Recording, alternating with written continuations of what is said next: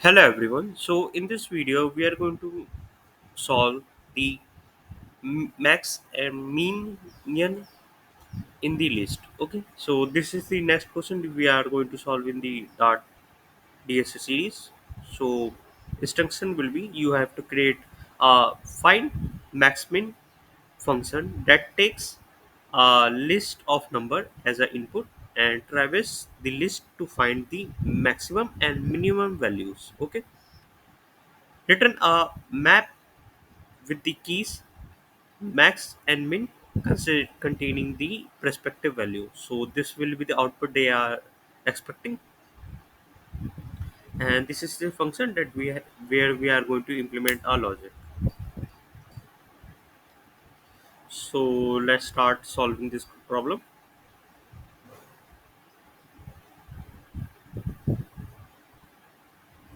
Okay, so first I'm going to create one validation as well, like if the number is empty then it should return exception error.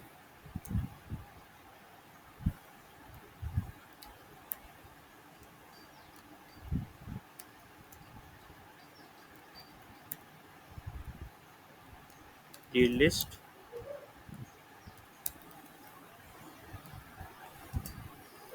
cannot be empty.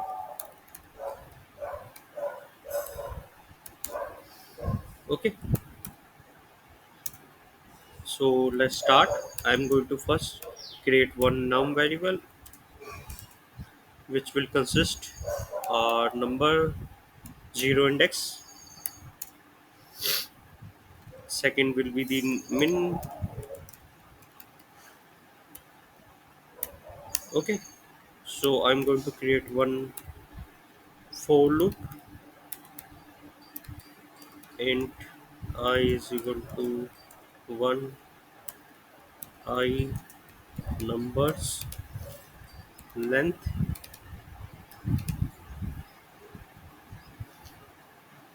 minus, let's say, 1.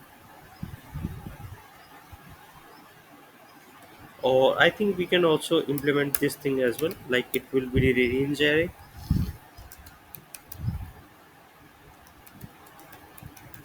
So difference between previous one and this one, like this loop will be end after completing the all element in the numbers.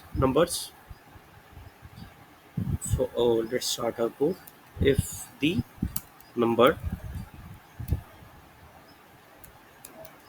is greater than r max, then we will assign that number to the max one. Okay. In the case of min, if the number is less than min, then we are going to assign that value in the min. Okay. Once it is done, that we are going to return. As you can see, we have to return something like this. So let's, I think, copy this thing, and here we are going to implement.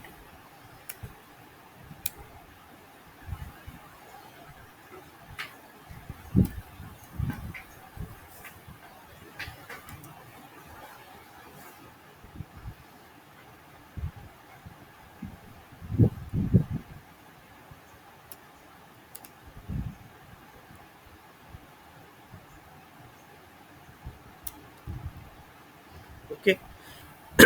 In case if you don't know why we are returning in this format, as you can see, we have to return in a map format where the string will be the first index, as you can see this thing, and second will be the num.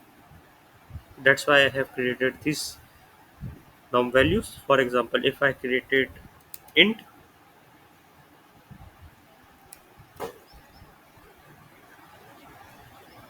this will not work. For that we have to create something like this. And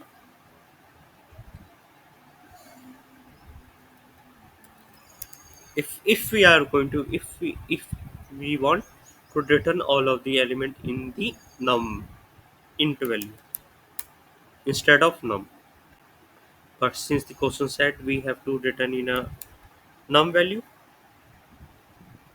that's why we have created something like this. As you can see, I transform all of the code in the from the num to int as well. Both of will show the same result now, as of now.